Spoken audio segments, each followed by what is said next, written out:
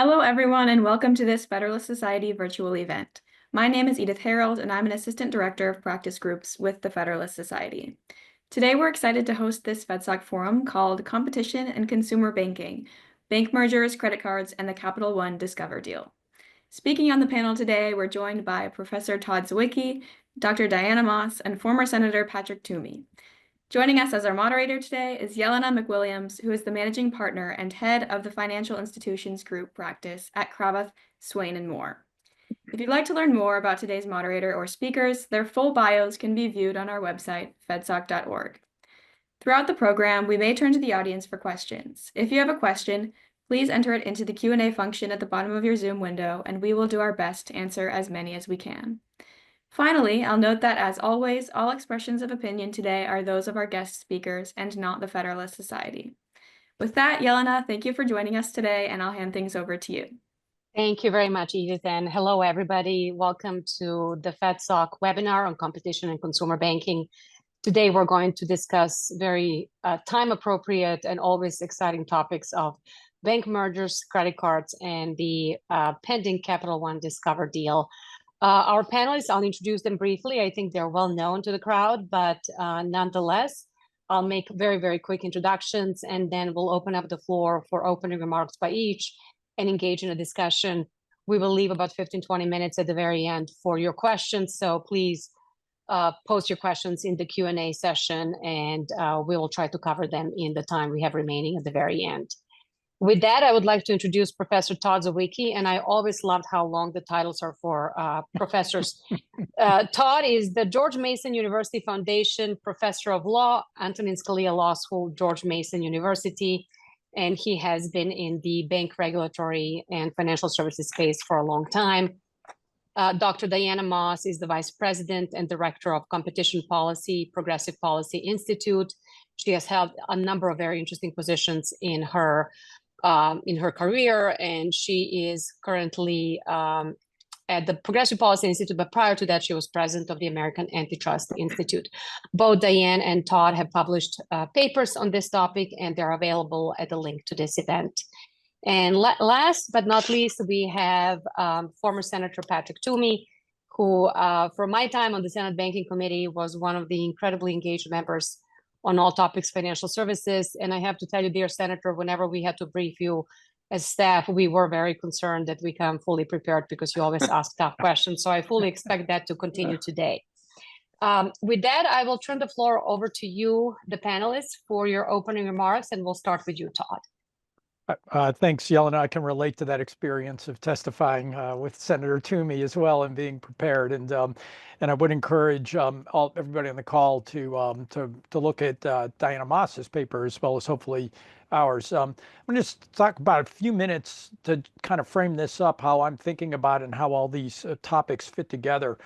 Competition is really the engine that has made American banking and consumer finance system work so well. Going back to the 70s, really, the deregulation of interest rates, the effective deregulation of interest rates in the Marquette case by the Supreme Court that led to massive expansion of access to credit for consumers. The development of debit cards over time that led to the widespread adoption of free checking. Up until that time, consumers had to basically everybody had to pay a monthly fee. You had to pay for your own checks and the like. And so these innovations in the competition has been the engine that has really modernized consumer finance and unleashed all this innovation, which really saved the day during COVID, for example, when we could so seamlessly switch over to electronic payments, online payments and the like. And that's what I think is at stake here, is understanding how competition, innovation, and financial inclusion all go together. And the topics that, as you said, Jelena, are so timely right now, touch on all of these. So first, let's talk about the Credit Card Competition Act, or what's often called Durbin II, modeled on the Durbin Amendment to the to the Dodd-Frank, which placed fee caps on interchange fees and certain routing requirements. We could talk about the details, but the effect was to basically cut in half the average interchange fees, which are the fees remitted back to the bank every time you swipe your card at Target or Walmart or whatever. What was the impact of that? Well, as I said, when debit cards were first adopted, we got as high as 78% of bank accounts in America were free checking as a result of that. Since the Durbin Amendment, that has plummeted down to 39%. And how has that happened?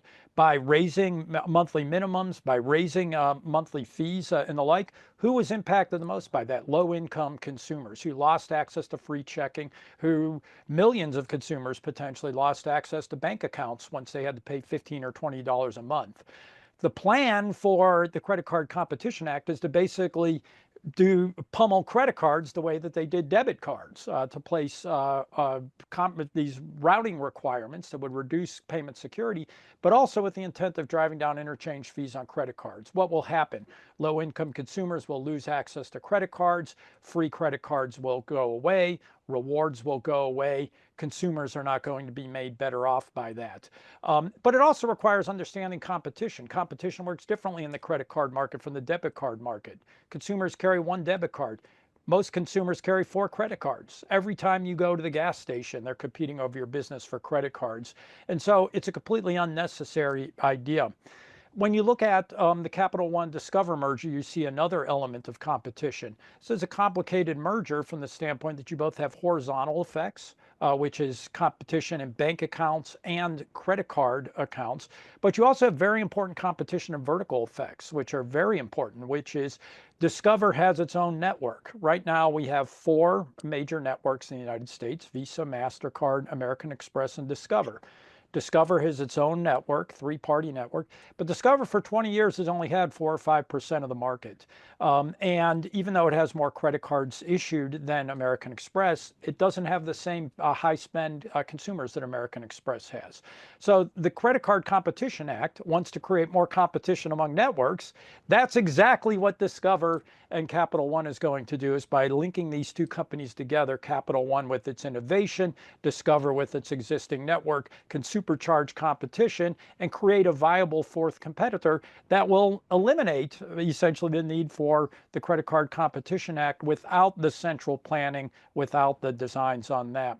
And so I think what we need to do is we need to understand the way in which competition has benefited consumers in the past, the way competition in these markets will actually benefit consumers, and take that approach as we're thinking about merger policy, antitrust, and the like. Thanks. Yeah, thank you, Todd. Dr. Moss? Thank you. Thank you. It's an honor to be on this panel. It's a great topic, very timely, as you pointed out. Yeah, let me just set out sort of some high points. And most of these come from the white paper that we wrote several months ago. It's on the Progressive Policy Institute website. I would also commend Todd's paper as well. The white paper really looks directly at the Capital One Discover merger, and it only looks at the credit card side of that deal. There's obviously a debit side of that deal. There's a banking side of that deal. So enforcers and regulators have their hands full unpacking this merger. But the credit card side is really important for some really good reasons. This is the first big merger in the banking financial services sector since the 2000s. Things have been very quiet, not a lot of M&A. And it comes at a time when players in financial services and banking are really, becoming a big part of the digital transformation, which is, spurring growth and innovation, and is a highly dynamic sector, right? We're seeing the digitalization of many of our sectors. So a lot of these players are building out their what are now ecosystems, right? Todd mentioned horizontal and vertical, which I'll talk about as well, but we also think about these as ecosystems where you have platforms for lending and for banking. Capital One, for example, has been acquiring fintech assets, software, web and mobile apps, data analytics assets, AI and machine learning. So this is where the industry is going, right? And that can potentially be transformative to consumers. But it is going to be very important for antitrust to do its work and look very carefully at this transaction and at other transactions. And the reason why is because antitrust is really there to protect consumers. Antitrust enforcement referees the markets. You know, competition is a lifeblood of a market system. But we don't have competition when we have powerful dominant players or tight oligopolies in markets. So antitrust enforcement is really, really critical. Right now, consumers have about $1.1 trillion of outstanding balances on credit cards. That was as of first quarter of 2024. That has skyrocketed since the pandemic. And that debt weighs really heavily on consumers, very heavily. And so, we're worried about effects of any consolidation on interest rates and fees, card features and perks, reward systems. And so absolutely, DOJ should give this a very hard look. The deal has also been proposed at a time when the Biden antitrust agencies have messaged out on much stronger enforcement. And they are one of the cooks in this big kitchen, along with the Fed, obviously, and OCC. And so we have different sets of guidelines. It's very clear, based on what DOJ issued recently in their addendum to their their banking addendum to their 2023 merger guidelines, that they will be applying the 2023 guidelines to this merger. And this was the assumption that I relied on when I performed our analysis months ago, before DOJ had made that announcement. So just to dovetail on what Todd has said, there are absolutely horizontal effects of this deal in combining a credit card issuer with a payments processor, Discover. That creates a vertical combination. So we ask, well, will that create stronger incentives to frustrate access to important channels or distribution or inputs for rivals in the credit card lending and purchasing markets? Will the horizontal combination create a more powerful player, a player that will have significantly more market power to affect interest rates and to degrade rewards programs and other types of perks? So horizontal and vertical. But my guess is DOJ will also look at what I call ecosystem issues, where if the combined entity is in fact building out an ecosystem, and we look at sort of bundles of financial services products around payments, payment processing, and credit card issuing, they may well give that some attention. And DOJ, I'm sure, will be looking at submarkets where we unpack consumers, for example, with lower credit scores. And so that would be the impact on the subprime or the non-prime markets. The analysis we did very quickly indicated that under the 2023 guidelines, if we look at an all credit card market, if we look at a non-prime credit card lending market and a credit card purchasing market, remember, consumers use their credit cards differently. Some borrow, some borrow on their cards, others pay their balances every single month. So those are very different uses for consumers. We see that the merger is triggering some thresholds, but they are very close, very marginal calls based on the 2023 merger guidelines.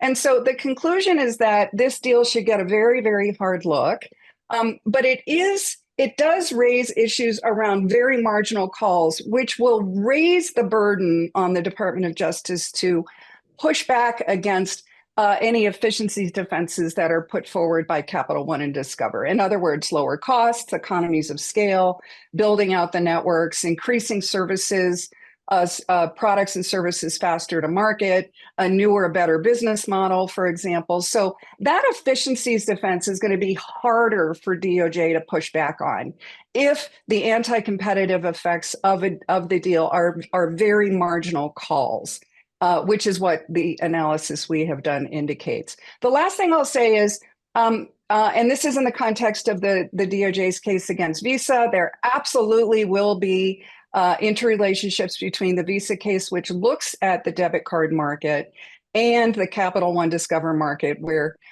there will be impacts on the debit market. So I think DOJ is in a position of really having to carefully articulate its theories to make sure that they have a consistent story, market power story across all of these enforcement actions, and that they don't get crosswise with each other, given that the merger and the Visa case are relatively new. So I'll leave it at that. We'll talk more a little bit later about more of these interrelationships between the two cases. Yeah. Thank you so much, Diane. Senator Toomey. Thanks very much, Yelena, and thanks for your kind words. It was always a pleasure having you before the committee. Todd, thank you also. Let me make just a quick disclosure. I do serve on the boards of several financial services firms, including Apollo Global Management. I'm an advisor to several businesses across a wide spectrum of industries, including Capital One. All comments and opinions that I make are entirely my own. I'm not speaking for anyone else at all. Let me start with sort of kind of a big picture difference of opinion that I have with the current administration. And I guess it comes down to my thinking that in a free market economy, the government should have a presumption in favor of allowing firms to merge, to make acquisitions, to divide up their firms. It's a really important part of a dynamic, innovative economy to allow combinations and recombinations. And clearly, this administration is not of that view. I think their recent guidelines intend to move in a direction of at least somewhat raising the bar, making mergers and acquisitions more difficult, not less. And I should point out, they're doing this without the benefit of any legislation. Congress has not passed legislation suggesting that they should establish new and more difficult criteria for mergers and acquisitions. Now, admittedly, the legislation that's on the books is very vague. That's Congress's fault. It should be much more specific, I think, than it is. But I do think it's worth noting that the actions of the DOJ and the FTC in particular do not occur with the benefit of legislative backing. Now, that said, certainly, and especially in the banking space, we do have a regime around acquisitions. I think the sort of macro level justification for that are really two categories. One that we shouldn't lose sight of, and I'm sure the financial regulators are very keen on, is the impact on systemic risk, which could be positive or negative.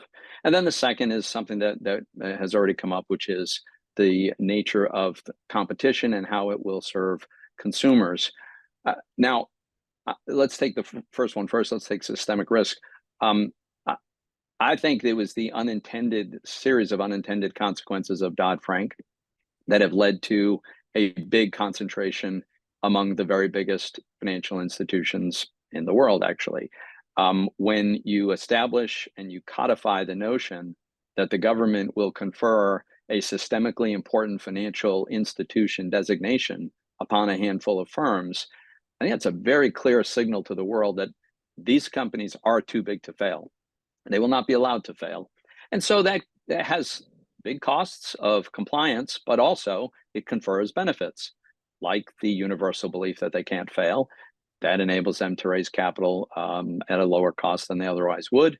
It probably allows them to attract uninsured deposits in a way that otherwise wouldn't. And look, we've seen it happen, right? So JP Morgan is now a $4.1 trillion bank, has 12% of all American deposits. And so when we think about systemic risk, I think furthering that concentration probably, all else being equal, increases systemic risk, and enabling more mid-sized players to join forces, increase their scale, gives them a chance to compete against the giants. And that, frankly, I think is healthy from a systemic risk point of view. And you take the case of the Capital One Discover merger. If that goes through, which I'm very confident it will, there's no real reason why it shouldn't. It's still going to be a bank that's only 1/6 the size of JP Morgan Chase. It's not going to be close to the scale of the real giants, but it'll have more scale than it has today. And that will allow this merged entity to better compete with the giants that they have to compete with on a regular basis. So this is, of course, directly related to the question of, well, is this good for consumers? Is this good for this segment of the industry? It's hard not to believe that this is a huge net plus for competition. First of all, right now, there's wide open competition for issuing credit cards, right? There are probably, 4,000 credit card issuers. There's virtually no barrier to entry to get into the issuance of credit cards. But the network payments is a totally different story. There's really only 3 players, and combined, they have 96% of the market.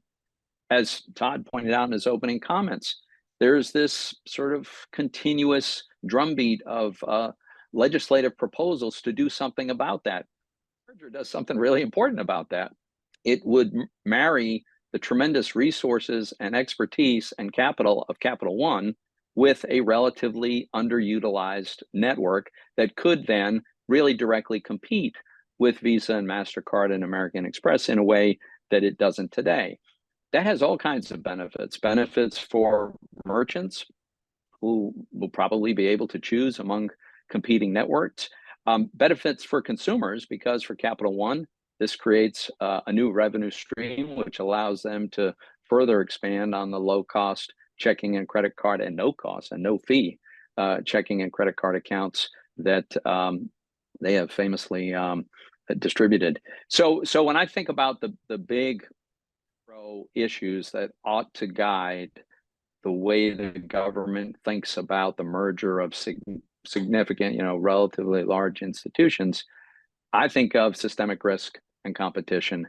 And in both cases, as a general matter, it's probably healthy to allow medium-sized banks to scale up this way. And in the case of the Capital One Discover transaction, I think it clearly meets that criteria.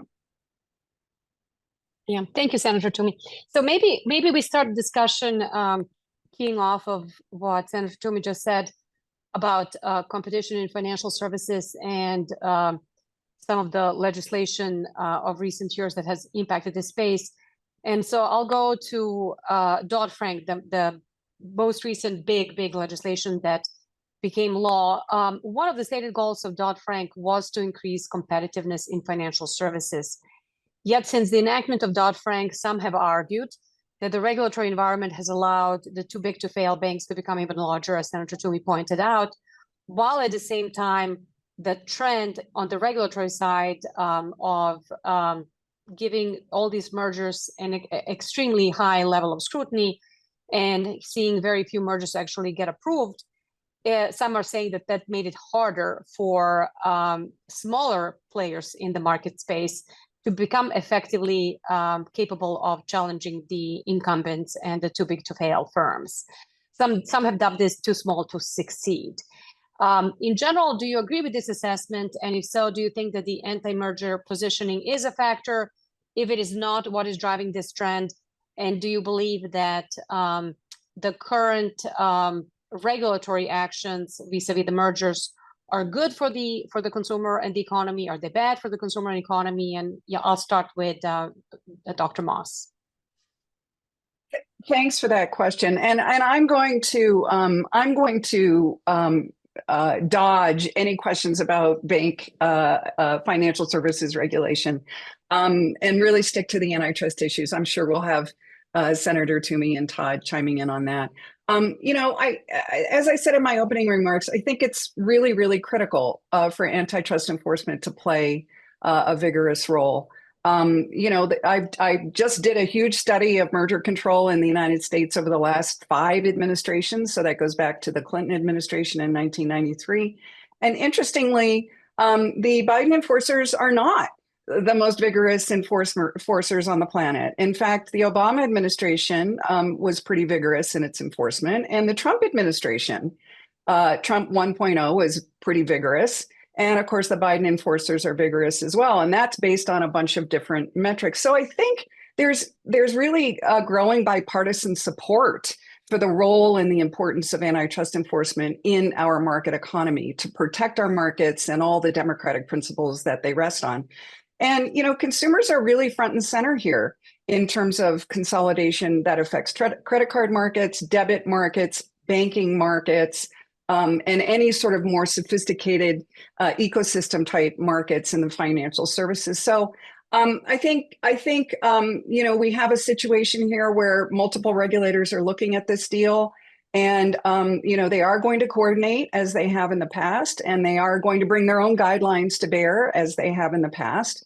And I think we will probably have a good example of a whole of government approach that works for the consumer and works in the interests of promoting competition. So I think it's really important to have that antitrust enforcement mechanism working efficiently and working well. I will say this in sort of response to one of Senator Toomey's remarks. The 2023 merger guidelines, when they came out in draft form, absolutely contained sort of we're pushing the envelope on creating new metrics like measures of bigness as opposed to using the traditional consumer welfare standard. There was an enormous amount of pushback on that from the the center right, the center, and the center left in terms of competition advocacy, and they really reeled that back in. We didn't end up with bright line tests. We ended up with much more robust guidelines, much more lengthy guidelines. But I think guidelines that were really designed to support strong and vigorous enforcement. And so this movement to sort of replace existing standards with more bright line tests, for example, for bigness, really has not gotten off the ground. I think it's wasted a lot of important time and resources in our antitrust enforcement system, but it's an ideological debate that we needed to have. So I think the 2023 guidelines are probably very well positioned for the agencies to look at this deal. Yeah. Thank you, Diane. Professor Zywicki, would you like to either comment on Dr. Moss's comments or maybe go back to the question of, do you believe that Dodd-Frank helped competition, made it better for consumers or not, and whether or not the current regulatory environment is and the anti-merger sentiment among the regulatory agencies is good for the consumer and the economy or not? Yeah, I'd like to pick up on that, Yelena. And you said it exactly right. The flip side of too big to fail is too small to succeed. And Senator Toomey talked about the entrenchment of the too big to fail subsidy that allows the mega banks to be able to borrow to access capital markets at lower costs than others. But the other thing that we've seen is just the sheer regulatory cost of Dodd-Frank. And it's been long known in economics that regulatory costs do not scale one-to-one with the size of an institution, because a lot of it is paperwork and that sort of thing. And so, it may be a rounding error for Citibank to hire another 100 compliance officers, or it could be the difference between a profit and a loss for some community bank that has 12 employees or something like that. And so one of the reasons we've seen this consolidation, and what we've seen is that banks are consolidating. One estimate was twice the size since Dodd-Frank as they were before. So even though Dodd-Frank was supposed to get rid of too big to fail and get promote competition, instead what it's done is exactly the opposite. It's promoting consolidation and the like. And so so it has had the contrary effect. And it's not just banking, it's sort of every industry that it has touched. The regulatory costs have led to this merger approach. And what the response has been from a lot of quarters just feels like, rather than addressing the underlying problems, has been either just sort of kind of arbitrary carves out or kind of readopting this mindset that big is bad. That we just don't like big businesses. We don't like consolidation without looking at the underlying problems. But more importantly, this idea of just looking at big as bad and not thinking about and weighing the pro-competitive effects against any anti-competitive effects. And as Senator Toomey said, this bank would only be the 6th largest bank in terms of assets. It would be a quarter of the size of JP Morgan Chase. They would have about 1/5 of the credit card loans outstanding by dollar amount, but that's still very low when you consider sort of what the thresholds are for mergers. Some people have pointed to the subprime market, but it turns out the subprime market is not a static market. Subprime market is often a transition product, so consumers move in and out. And the reality is that a lot of businesses don't want to be in the subprime market. One other effect of this regulatory cost has been to affect other financial services. So for example, a lot of small banks just exited the mortgage market after Dodd-Frank because the regulatory risk and compliance was so high. And so we've ended up kind of recreating a lot of the non-bank lenders having a large role in the mortgage market that we were concerned about prior to Dodd-Frank. And so one of the things I think that's important in Dr. Moss put her finger on it, she talked about efficiency defenses, but I think it's even more complicated than that. It's weighing the pro-competitive effects, the manifestly clear competitive effects in the network, which I think dominates all of this, with the marginal at best concerns about anti-competitive effects in the retail banking market, but also the possibilities of innovations in security that comes with a larger network. The putting together the particular strengths of these two companies discovers network with Capital One's sort of innovation in markets in their innovative attitude towards consumer security. And so there's a little bit of an apples and oranges situation here. And given that, I think just sort of taken a sort of, and I'm not accusing Dr. Moss of this, let me make this clear, but a lot of people have sort of taken a reflexive big is bad sort of approach to this. It's just not a very useful way to think about it. It's not a very useful way to think about it for consumers for what is really a very sophisticated inquiry, which is the clear manifest benefits to consumers and competition on one hand versus very speculative concerns about very marginal potential anti-competitive effects on the other. And like Senator Toomey, I guess, in my view, is when you tote up that balance in a free market economy, the burden is on the government to carry the burden rather than the presumption is the merger should go through unless you can really show detailed and precise harms. Yeah, and I'll just add this. What I found fascinating is in my first year as FDIC chairman, we had 0 bank failures, and we had an incredibly strong economy, very low rate of unemployment, and yet in such a very, I would say, positive environment for bank, we ended up with something like 220 mergers in very, very, very small banks. And then I had a thought that for a 5-year tenure of an FDIC chairman, if things go well and we don't have massive bank failures, in a normal operating environment, if we lose 200, and I use the word lose loosely, 200 banks to a merger process, there would be 1,000 fewer banks in the United States by the time my tenure would be done, which would be basically 20% of the market would shrink for 5 years, and which was really an interesting point to kind of think about the consolidation in the industry and whether or not regulatory costs, market efficiencies, economies of scale, et cetera, played a role there. Which brings me to, Senator Toomey, I would like for you to have an opportunity to comment on Dodd-Frank and the competitiveness in the marketplace. Yeah, a couple of points. Regarding Dodd-Frank, I think it's worth noting for either 8 or 10 years after Dodd-Frank was signed into law, the number of de novo banks in America, startup banks launched in communities by local business folks who wanted to provide a local service in their community and saw that it was lacking. By the way, prior to Dodd-Frank, on average, we launched about 100 new community banks de novo every year in and year out, sometimes more, sometimes less, but that was the average. I'm forgetting right now, Yelena, you probably know off the top of your head, I think it was either 8 or 10 years we went without a single new bank charter, without a single case of a group of folks sitting around a table saying, you know what, we can make this work. And the reason is they couldn't make it work.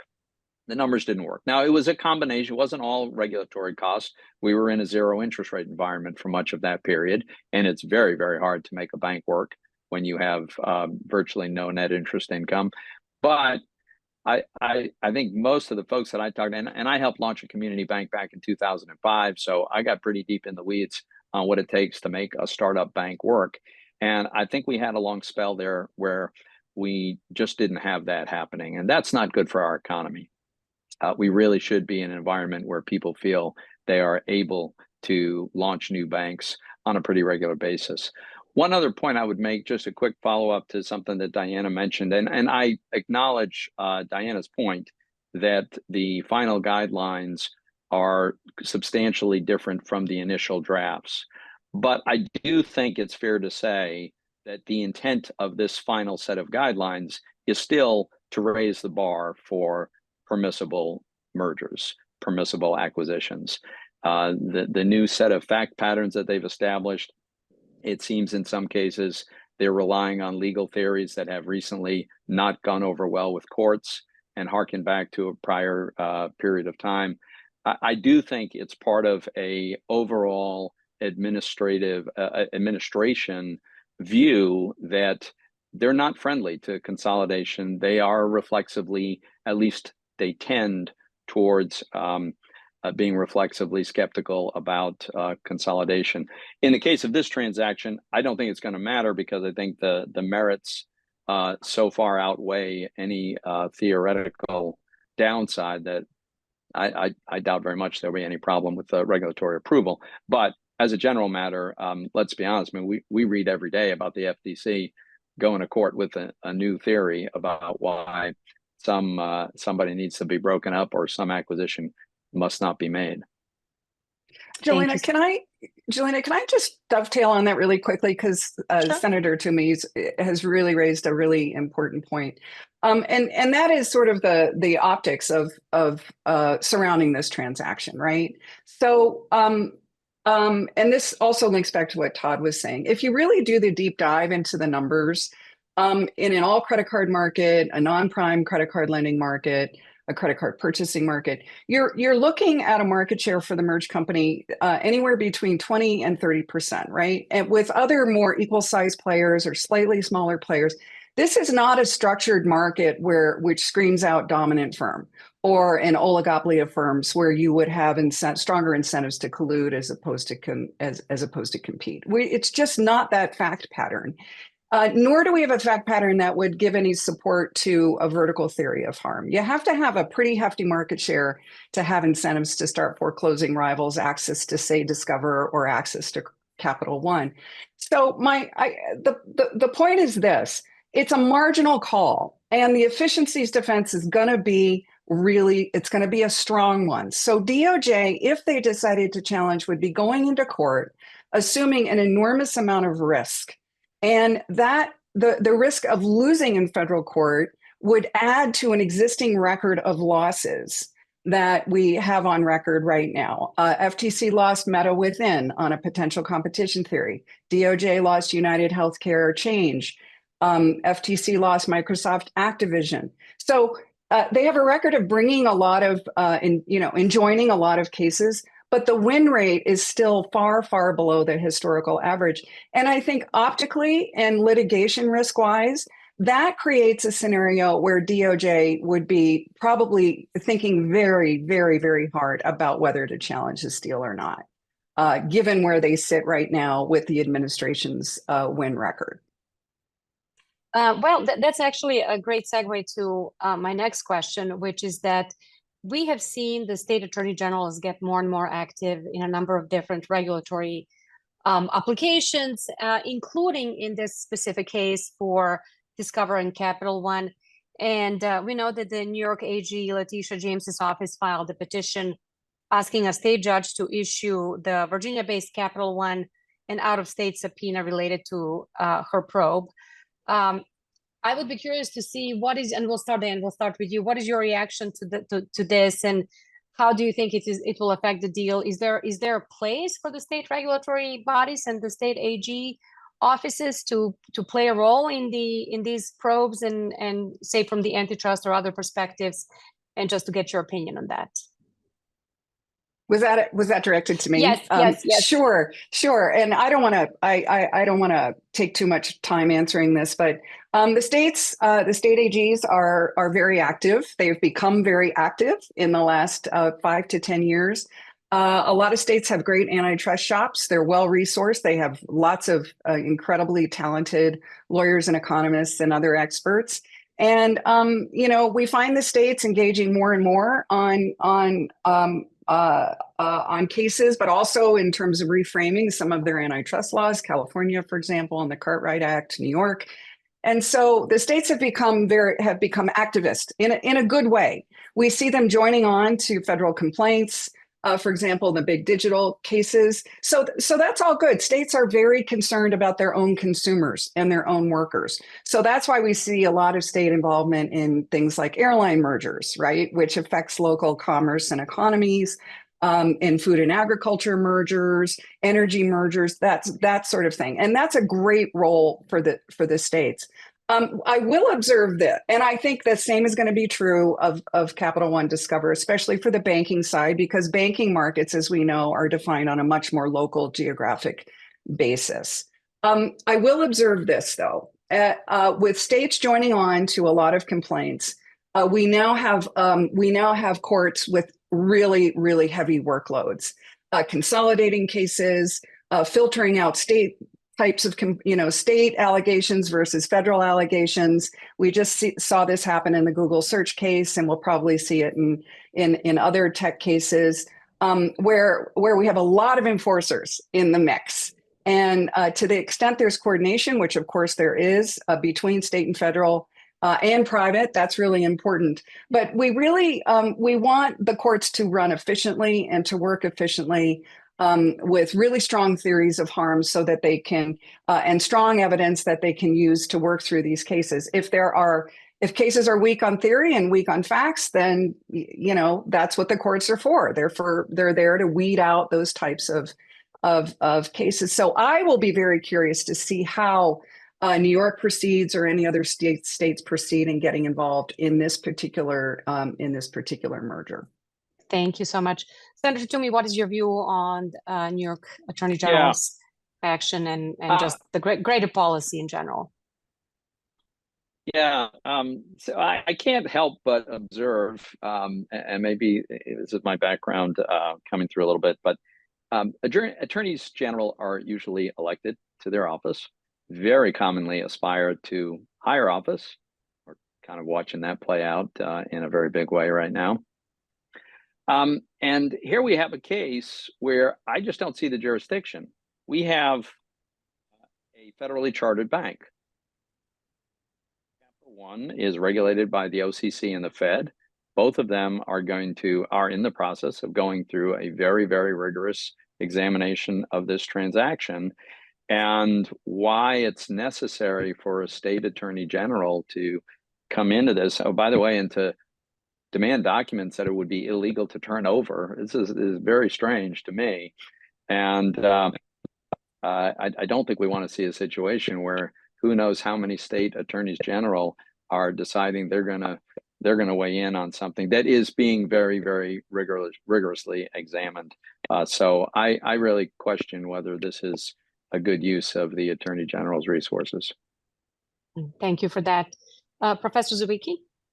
First, what a great question. It's a great way of getting at this. And I think it raises a larger question, which is, I think what we're seeing right now to some extent is, an unprecedented attacks on the dual banking system more generally. And it's not just in this area of going after antitrust. And it's worth thinking about why we have a federal charter, as Senator Toomey was just talking about. The concern we've always had is that banking has fundamentally interstate effects, national effects. As Diana was talking about, we often think about banking as being local markets, but that's not the case here, right? One of the reasons these two companies are being put together is that they're both really pretty much virtual banks. Capital One has some physical presences. But Discover has never had banks. They emerged out of the old Sears credit card. And so originally you would get you basically traded in your Sears card for a Discover card, which is how they got so many cards in consumers' hands. And you could go into a Sears store and like pay your bill and do things like that. Capital One has largely been online. It's always been, both of these are really virtual banks more than local banks. It's not clear why an AG has much interest in that. Clearly, the networks are national, global. Really, the networks, the way they end up working, and the concern we've always had, and why we have the national bank system, is that there will be a tendency for local enforcers and legislatures to basically go after out-of-state banks for the benefit of in-state consumers, to block competition and the like. And so whether it's banking or whether it's antitrust, the concern we've always had with antitrust is of using the antitrust laws to protect local competitors from more efficient out-of-state competitors. And so I mean, I acknowledge that there is certainly a role in some instances for potentially for local antitrust concerns, as Diana said, maybe for local airline markets. I haven't thought about it that much. But whatever it is, this is not the case. This is clearly something that has a national impact, potentially international impact in the way the markets work here. We're not talking about closing local branches of Discover, because there are no local branches if this does this. And so I think some way or another, there has to be a way of navigating the line between where AGs belong, number one, and number two, thinking about these various different attacks on what are effectively attacks on the national bank system, whether it's this, whether it's the opt-out provisions from DMCA that we see in places like Colorado, or various other things that AGs are doing that I think are really threatening the national bank system in an unhealthy way. Yeah, thank you, Todd. I will turn now to the Q&A. We have a couple of very interesting questions, and actually the first one nicely keys off of the discussion about pending litigation. It doesn't deal with the AG's offices, it does deal with the DOJ, and I'll read the question. Does DOJ's pending litigation with Visa handcuff them from opposing the Capital One Discover acquisition if they wish to be intellectually consistent? And Diane, maybe we'll start with you, because you mentioned Visa and the litigation that DOJ has been winning and losing recently. Yeah, I saw that question. That's a really good and tricky question. And I'll answer it by, going sort of coming through the back door. And it actually goes to the question of, would this merger create a Capital One Discover merger create a positive changes in the competitive intensity in the credit card payments markets, or the debit payments markets? And I think that's a really key question, and it sort of ties into an efficiencies claim. It would be very important. So here's a really good, happy scenario, right? Discover and Capital One keep an open network post-merger. Let's assume they merge. They keep an open network. They continue to issue cards from competitors, Visa, MasterCard. They issue Discover cards. That stands in contrast to sort of closing the network, where they only they transfer all of their Capital One customers to a Discover card. That would be probably not a great economic strategy because of Discover's smaller size and less brand recognition. But keeping that open network actually changes competitive intensity in that market that DOJ is going to be dealing with, I think, in the Visa case. And that means if Capital One and Discover can be a more effective competitor and exploit those efficiencies, any claimed efficiencies that would materialize. I'm skeptical on efficiencies, just as a general matter. But if they can, then if they get better at what they do, they can change that competitive intensity by stealing customers away from Visa, right? That will rearrange the market shares in that market so that competitive intensity is actually more productive and more conducive to sort of competitive outcomes. And I talk about this in the paper, that is a possible outcome of that. So I think the answer to the question is, I think Visa is in the Visa case, DOJ is going to have to be very careful about how they define markets around debit cards and debit card networks.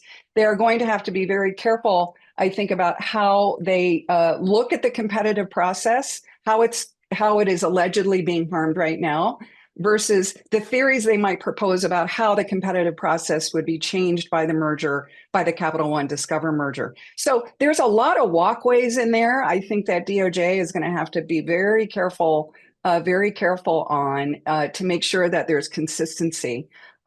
Because it has happened before in unnamed cases where different types of analysis in very highly related cases, similar mergers in the same markets using, for example, different experts or different models, where there has, some conflicts have been created. And I think that's absolutely not what DOJ wants in this particular case.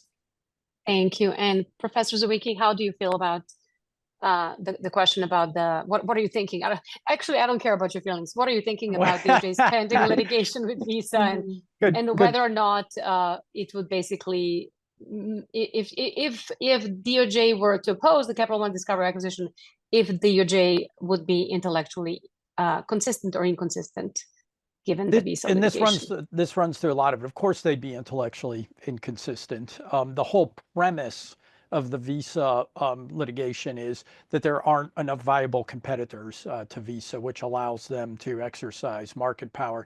I don't think anybody under any circumstances in any scenario thinks that Capital One and Discover will be weaker and have less market competition to Visa, MasterCard, and American Express after this. And by any measure, they're going to be more popular, right? They're going to grow market share. I think everybody agrees with that in the network space. So from that perspective, obviously, this is at least a partial solution to what the case they're bringing in Visa. It's also the response to the concerns that are supposedly animating the Credit Card Competition Act. And so I think if both the Visa case and the Credit Card Competition Act rest on the idea that there's inadequate competition among networks, rather than trying to go in and have government action trying to fine-tune markets or redefine competition, that sort of thing, why don't you just allow competition to actually happen and then see what happens after this merger and see if it solves a lot of the problems that they claim to be trying to solve with these litigation and legislation activities and even some regulation. Thank you, Todd. I will direct this next question to Senator Toomey. Earlier this week, JP Morgan CEO Jamie Dimon bemoaned that a Capital One Discover merger would be anti-competitive to their debit card business. If the country's largest bank thinks this will negatively impact JPM, isn't that indicative of this deal's competitiveness? Well, that's certainly the way it sounds to me. As I said in my opening comments, these gigantic banks, and JP Morgan Chase is the biggest of all of them, they effectively have this moat around them. And I would argue that some of the unintended consequences of Dodd-Frank contributed to the creation of that moat. And one way to sort of overcome the moat and to introduce competition, one really important way, and one of the few ways under the current sort of regulatory environment, is to allow medium size, the super regionals, the big but not enormous banks, to team up and be able to spread the fixed costs that they have across a bigger balance sheet, become more competitive. And it sounds as though Jamie Dimon might be implicitly confirming that notion. Well, you may be getting a phone call after this. So if it shows identity of the caller unavailable, it's your choice whether you answer. So we are about 6 minutes away from our 1 hour mark. And I would like to give an opportunity to the panelists to give us each about 2-minute closing remarks. And Diane, we'll start with you. Your final thoughts on the topics we just discussed. Thank you. And to start, just one dovetail remark or follow on to Senator Toomey's question. If you have a large competitor complaining about a merger, that tells you a lot about what the theory of competitive harm is that they're thinking about. And that generally implies a vertical merger, because vertical mergers are the ones that end up making it harder for rivals to compete.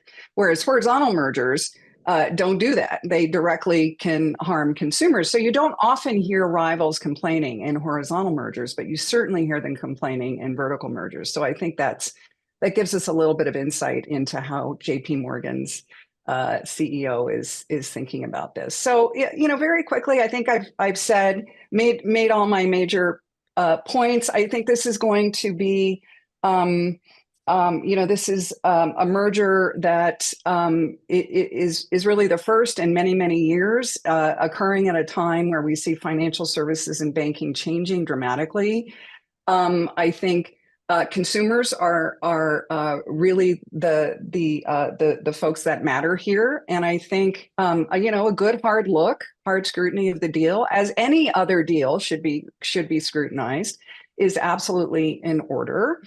But I do think that DOJ is going to have to make a call here, depending on their own internal analysis, which of course is not based on publicly available data like mine was. They have the luxury of getting confidential information in the discovery process. But I think they're going to be in a position of really having to make that call about very marginal anti-competitive effects, the risks of dealing with a pretty powerful efficiencies defense, and a part of which is the change in this competitive intensity in the payments markets, and what that would mean for the administration's current win-loss record in federal court. So I think it's a good dose of substance, as it should be, right? But it's also a good dose of sort of agency strategy and how the agency wants to use resources and how it wants to coordinate and collaborate with other regulatory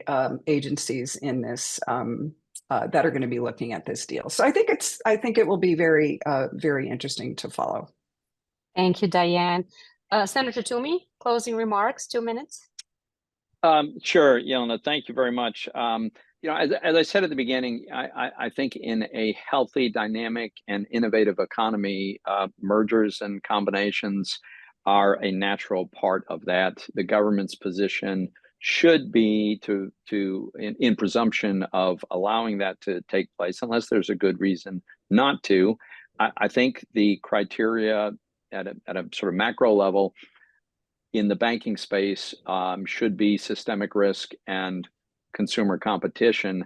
On both of those, this particular transaction, the Capital One and Discover merger, certainly diminishes the tendency towards ever greater concentration by enabling a stronger competitor to get in the field against the giant banks.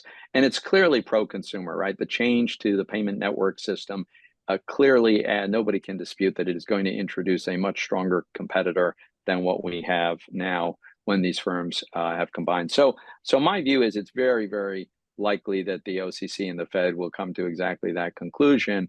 And I think the DOJ would be unlikely, since they have such a weak case anyway, would they really want to try to rule contrary to where the OCC and the Fed are likely to go? I very much doubt it. Thank you. And Professor Zywicki, you have the final word. Thanks. I think that if I recall the context of Jamie Dimon's comments, it was the effect of the Durbin Amendment, which is as being a three-party network, they would not be subject to the price controls of the Durbin Amendment, which would mean that they could continue to offer free checking, low-cost services, that sort of thing, because of the idiosyncratic way in which the Durbin Amendment operates from Dodd-Frank. And there's a lesson in that, which is that once you try to intervene in these markets and come up with these ways of fine-tuning competition and saying this is the way competition is or isn't, and when you clearly don't understand competition, for example, in the Credit Card Competition Act, trying to take the logic of the Durbin Amendment and applying it to a completely different market where competition operates completely differently, you get disastrous results, and it can beget all sort of unintended consequences. And whether it's regulation or legislation or trying to fine tune the debit card market, like in the Visa case, you're really opening a can of worms, a Pandora's box, when you're looking at a market that over time has been so competitive and so vibrant and so innovative. And that all that competition over the past many years has really benefited consumers and has really been the engine for financial inclusion, which is what this merger will really do, is supercharge financial inclusion for middle income and lower income people. I think it really points out the dangers of the government regulators trying to fine tune these things, think they know better than the market, and to just what ends up really effectively just being a skepticism, a big is bad sort of raised eyebrow type approach to these mergers without really being able to articulate any harm, weighing that against the manifest benefits to consumers in competition. I think this really shows caution of trying to intervene in these markets more generally. And this is a classic beneficial merger. Discover used to be a market innovator. They created the idea of rewards, of bonus categories and that sort of thing. But they've kind of, frankly, kind of stagnated a little bit over time. And Capital One has been very innovative. You put these two models together, and now I think you've got a very powerful competitor that's going to benefit consumers and benefit low-income consumers, promote inclusion really most of all. And those are the people who need it the most, I think. Thank you so much. And first of all, thank you all for staying exactly on the mark when I said 2 minutes. I also want to thank you for making the moderator's job the easiest job on the planet. You just ask inquisitive questions and let the smart people answer them. So thank you, Diane. Thank you, Todd. Thank you, Pat. Thank you, FedSoc, for hosting this webinar. And thank you all who tuned in to listen to this lively discussion. Take care. Yes, and on behalf of the Federalist Society, thank you so much to Professor Zywicki, Dr. Moss, and Senator Toomey for speaking, and Yelena for moderating. We're so grateful for your time and expertise today. Thank you also to our audience for joining us. We really appreciate your participation. You can stay up to date with announcements and upcoming webinars on our website, fedsoc.org, or on all major social media platforms. Thank you once more for tuning in, and we are adjourned.